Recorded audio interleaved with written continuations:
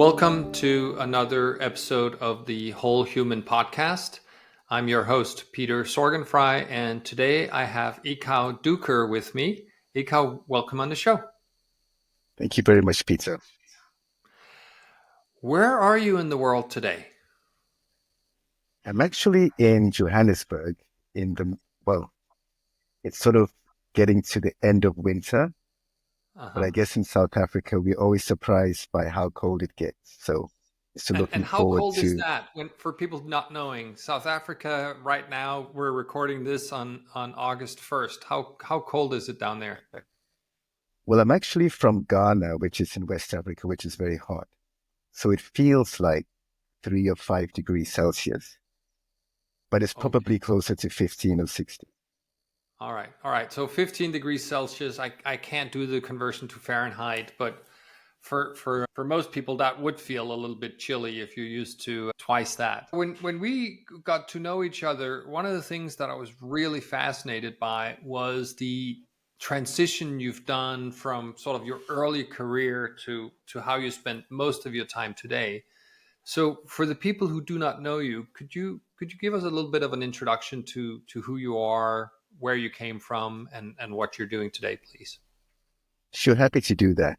So my name is Ekow Duker. I'm from Ghana in West Africa, but I live in Johannesburg, South Africa now. I've had a few different careers. I've worked as an oil field engineer. I've worked as a corporate strategist. Now I run a tech startup, and I'm also a novelist. So I do a few things, and I found that there are certain aspects of each that have helped me in the other things that I've tried my hand at. Mm-hmm. And how did you, if we go back to the beginning, so you started your career as an oil field engineer, and then I can imagine how the transition must have gone into strategy. But what was that? Why did that happen? Was it a life choice because you wanted to get away from the oil fields, or how did that happen for you? Yeah, it's kind of funny. So the oil field was a hard job. Sometimes it could be a lonely job, but I find that I miss it sometimes. The transition to the oil field to a corporate role was pretty traditional because many of the engineers, and I was by no means the first, would after a stint in the oil field go back to school to do an MBA usually, and then transition to the corporate world. So that's what I did. So after the oil field, I went to do an MBA and then moved to South Africa and started working for a consultancy. Okay.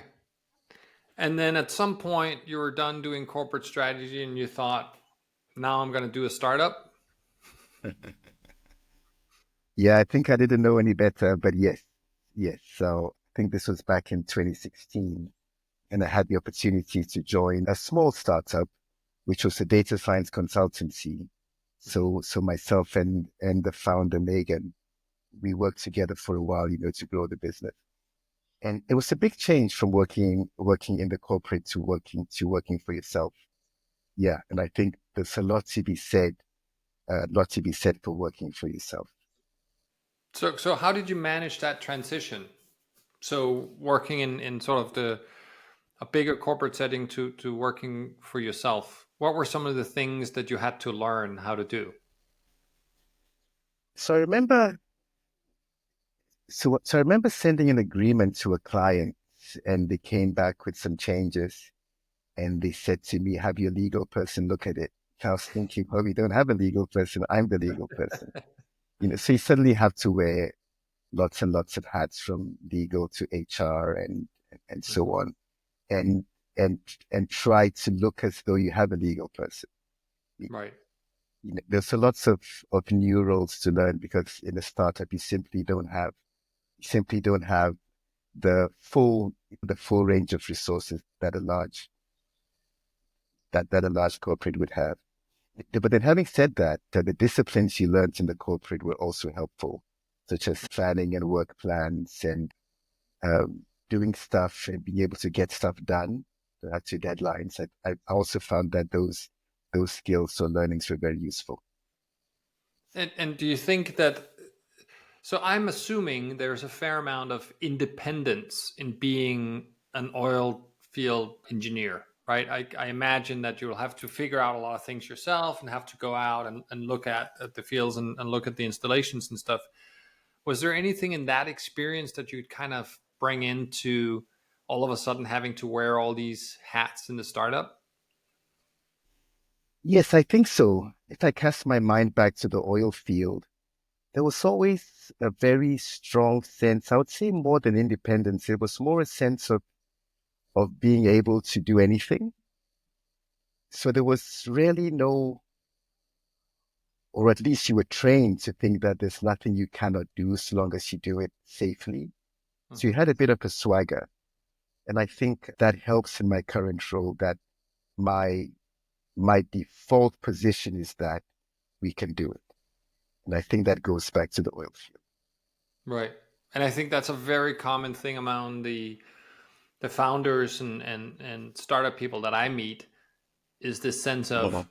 we'll figure it out, right? We'll We figure can it out. Yeah. probably do this, whether it's putting somebody on Mars as Elon is doing, or whether it's figuring something out with this with AI and how to manage that in a way that's beneficial to all of us.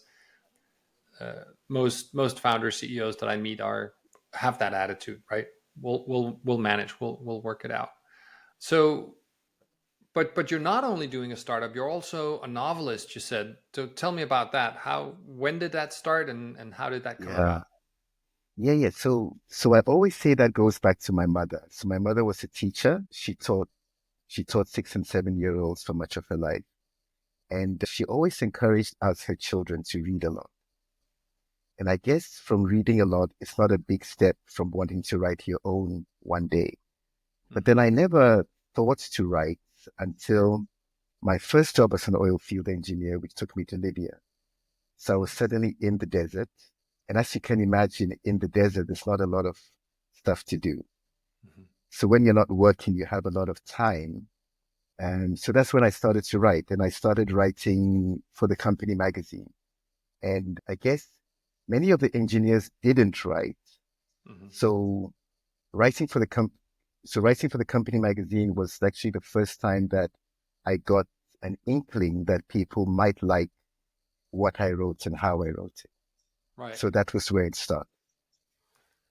It's funny because I'm thinking about my favorite author Murakami. I know that's not super original. I know he's a favor among many, but I think he started his first writing was also for like a company magazine or a travel Uh-huh. magazine or something like that, and then that turned into obviously a very prolific writing career. So I think many great writers have started like you. What kind of stories is it? What kind of novels is it that you're writing these days?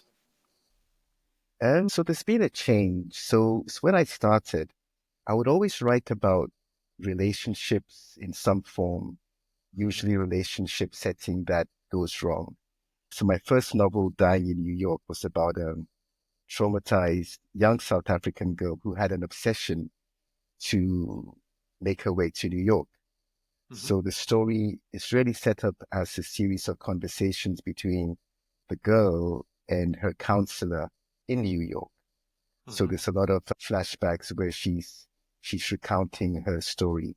So I guess I'm always drawn to the underdog or drawn to the little guys, people who don't have a fair crack of the whip. I've always been drawn to them and seek to give them a voice. Recently, and I guess with the tech, I sort of veered into probably science fiction. So so so I have been writing along those lines. Yeah, but I'm finding that my publishers who like the previous stuff don't like the science fiction. And that's another challenge, right? You're writing for an audience in some way, but you're Yeah, also writing for a middleman, right? exactly. Your publisher needs to approve it. And as you're you know, where do you find inspiration for these stories? So as you may have guessed, I'm a bit of an introvert. So Mm-hmm. as an introvert, I live a lot in my head. So that's where a lot of the inspiration comes from. So when you're writing, or when I'm writing, you actually start to form quite close relationships with the characters. Right. And when the writing is really going well, it actually feels like you're taking dictation to the point where you might write something and then hear a voice in your head saying, no, it didn't happen like that, change it. Hmm. So it's the characters that give me the inspiration. And it's more than inspiration, it's actually a sense of adventure because when you sit down to write, and, and I don't necessarily plan out the novel, it's as much a discovery for me as I think it is for the character. Right. So what you're saying is when you start on some idea, some story, you're not planning for it to be a novel necessarily. You're just exploring what the story that you have in your head, what that might become. Yeah, pretty much. Yeah, pretty much. So I so I let myself be guided by the characters. And of Yep. course there's a structure to writing and a way to do it and a formula. So I don't discard that, but I try to be true and write in the character's true voice because I'm taking dictation after all. Yep. Now we're going to try and make a parallel or sort of a transition to how that is to your current startup, the AI Mm. shop. Oh You no. know, Yeah. what how do you I don't know how to ask this question, but I'm thinking about, the stories that are going on in your mind, the way that you can imagine the future, the kind of narrative that you're creating, and then now building what is essentially a venture, or like, well, you can describe it better, but basically you're trying to create a bunch of tools using AI for different job types and different industries, right? So you kind of have to imagine what those jobs are like. Listening to myself, I'm butchering this question. I'll just leave it to you. How do you take your you being a novelist and apply that to what you're building with the AI shop? Okay. So I think it's a great question. So being a novelist, one of the things about writing, which is very similar to being an entrepreneur, is that no one asks you to do it, right? Hmm. So no one will ever come to me and say, why aren't you writing? Or why aren't you starting a company? It's actually an odd thing to do. Hmm. And also, when you're doing it, no one cheers you on. So you have to have that inner sense of resilience, find that engine deep inside you to keep going Yeah. when no one asks you to do what it is that you're doing. And to many people, it seems odd or silly or crazy. So, so I think the experience of being a writer translates very nicely to being an entrepreneur because it allows you to keep going. Hmm. Now, specifically to the AI shop, um, I guess that goes back to being a writer as well, because when ChatGPT came out, sort of November 2022, I was super fascinated by this thing called a language model. And I guess because my interest in writing and language drew me to want to explore what a language model it was, so what is this magic or what is this thing doing? So that Hmm. led me to learn as much as I could. And the idea kind of crept upon me that why don't you start a company that actually tries to bring the benefits of language models to a much wider audience? And I think it's much like writing because we all have this urge to be heard. So I guess starting the AI shop I think it's really an extension of that. So is it a way for more people to get the benefit of these tools? And do you believe that your background in sharing and telling stories will help you communicate that and for them to then understand the power of the tools? I think so, and I'd like to think so because it's what we tell ourselves. So myself and Simon, my co-founder, is that Mhm. the business problems that we try to solve were there long before Gen AI. So when we talk to clients, we talk about the problem. We like to talk in a very empathetic way. We hardly ever talk about we hardly ever talk about the technology. So Right. we just try to put ourselves in their shoes, and the technology is always secondary. Yep. So as much as we enjoy it and we enjoy the tech, we don't lead with the tech. So I think that comes to storytelling and being able to tell a story that the audience will understand and empathize with. I love the fact that you're writing and that you're a novelist and a startup guy. There's so many of the founders that I work with. I write too, right? And Mhm. I'm not sure if we discussed this, but I wrote a novel, didn't finish it yet. Maybe we can have another conversation about how do you actually finish your work. But there's a lot of founders who are storytellers, right? Oh, And to your earlier comments about the parallels, they share kind of their vision or their story about what the future might look like, and therefore why their solution, their approach needs to be right. Whether it's an AI business or whether it's a bakery, it doesn't really matter. But they're oh, storytellers, oh, and so one of the things that I've advocated for years is to get people to write more, write down their ideas, write down yeah. their arguments for something, write down their processes. So there's a Danish word, skriftlighed. I don't know what Uh-huh. that is in English, but essentially it says that we communicate more in writing. And I'm going to tie this to the language models because I think increasingly as we write, the language models will also start understanding us better because they will be able to interpret more easily what it is that we're trying to do. The flip side Yeah. of that, of course, is are we educating technology to replace us? And that's my question. Are you Oh, concerned with the advent of AI making the stories in your head less relevant? guess one has to be. So this morning, I went to my son's school for the year end, sit down with the teacher. My son is only 3 years old. Hmm. And the teacher was telling us his progress in counting. So she said he gets to 99. Hmm. Then she asked him what comes after 99, and he says 40. And I was thinking that's just like a language model, isn't it? Hmm. So in the short time that I've been doing this, there's been such a tremendous advancement in the capability of language models. And I think that every prediction or every doubt we've had about language models where we said, they can't show empathy or humor, they've proven us wrong. Hmm. So I'm very loath to say language models will never do something.